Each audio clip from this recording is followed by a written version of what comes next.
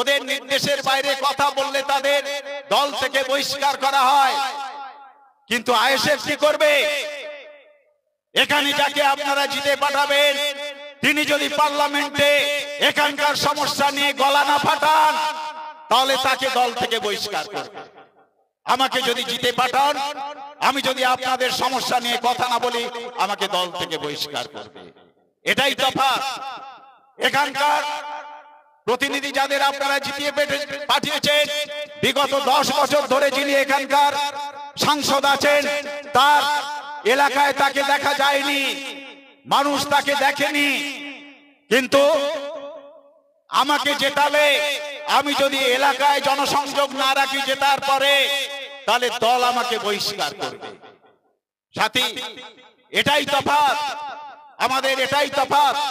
সুতরাং এই যে 10 বছরের প্রতিনিধি কে বিসর্জন দেওয়ার পরিকল্পনা, বিসর্জন দেওয়ার সিদ্ধান্ত এই জয়নগর পার্লামেন্ট কেন্দ্রের মানুষ নিয়ে নিয়েছে। কিন্তু বিসর্জন দিয়ে কাকে আনবেন?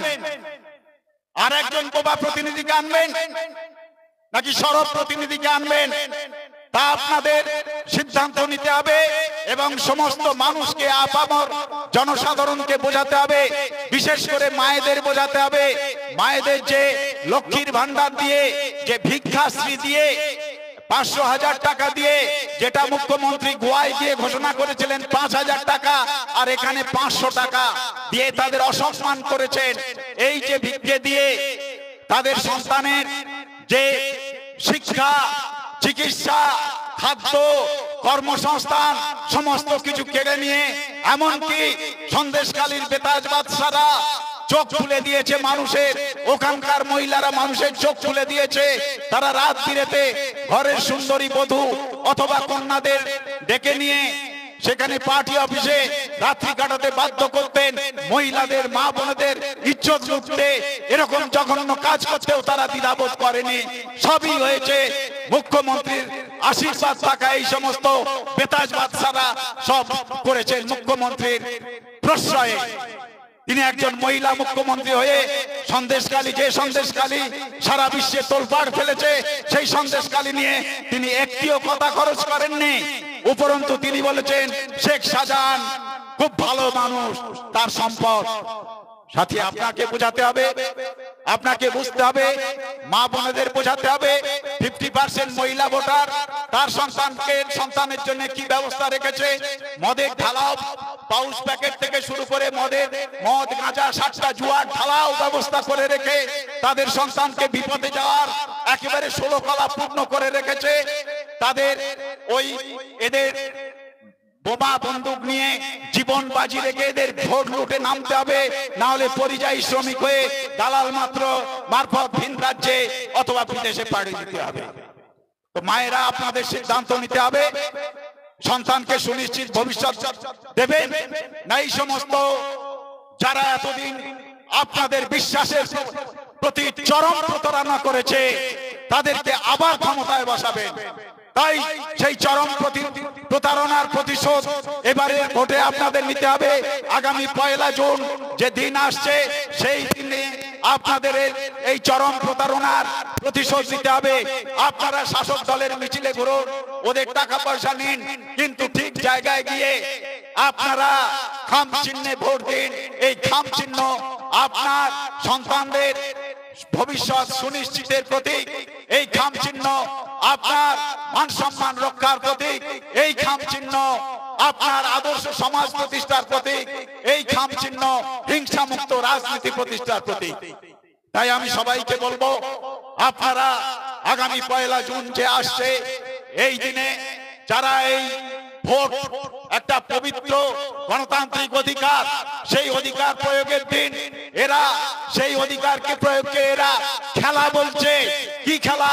আমাদের মানুষদের রক্তের হোলি খেলা করে এরা মসনদে বসছে। সেই হোলি খেলা, রক্তের হোলি খেলা বন্ধ করে আমাদের ভোটকে যথাযথভাবে, মহান অধিকারকে যথাযথভাবে প্রয়োগ করতে হবে। এই কটি কথা বলে আপনাদের সবাইকে আমার আন্তরিক অভিনন্দন জানিয়ে আমার সংক্ষিপ্ত বক্তব্য শেষ করছি। আইএসএফ জিন্দাবাদ।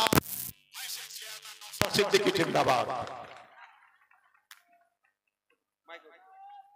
এবার জানান, দীর্ঘ অপেক্ষায় আপনারা বসেছিলেন আমাদের প্রাণপ্রিয় ভাইজানের কথা শোনার জন্য, দীর্ঘ প্রতীক্ষায় আগ্রহ করে আছেন।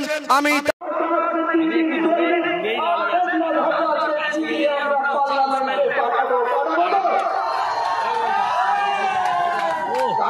দেখো আমরা হচ্ছে দেখো সংখ্যালঘু আদিবাসী দলিত পিছিয়ে পড়া মানুষের একমাত্র কথা বলতে পারবেন তিনি হচ্ছেন আমাদের একজন এসবাসী মেঘনা হালদার মহাশয়।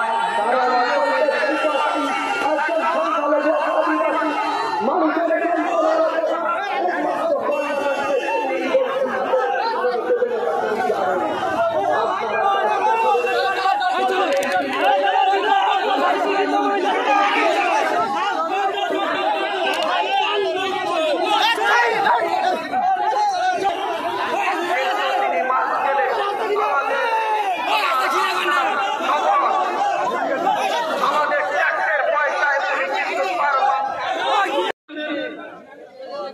সভাপতি কাহার লস্কর মহাশয়।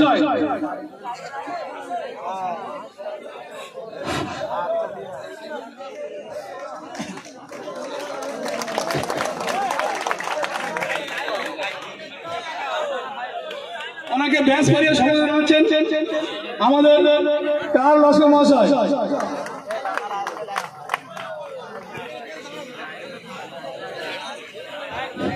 সামনে দাঁড়িয়ে নেতৃত্ব দিচ্ছে ঠিক কথা, কিন্তু এই দলে সমস্ত ধর্ম বর্ণের মানুষের তাদের নিজস্ব কথাকে তারা বলতে পারে, কিন্তু তথাকথিত যে ধর্ম নিরপেক্ষ দল বলে যারা দাবি করে